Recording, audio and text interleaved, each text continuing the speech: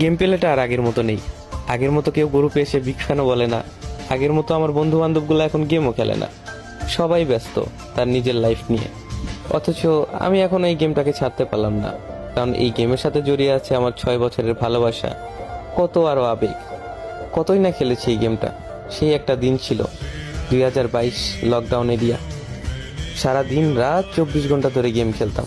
কতই না বকা শুনেছি আম্মুর হাতে। তারপরেও এই গেমটা ছাড়তে পারিনি।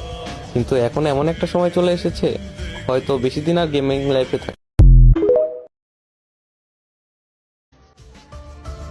গেম প্লেটা আর আগের মতো নেই। আগের মতো কেউ গ্রুপে এসে বিগ ফ্যানও বলে না।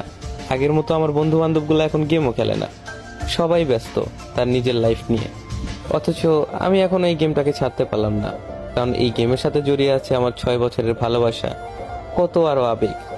কতই না খেলেছি এই গেমটা। সেই একটা দিন ছিল 2022 লকডাউন এরিয়া।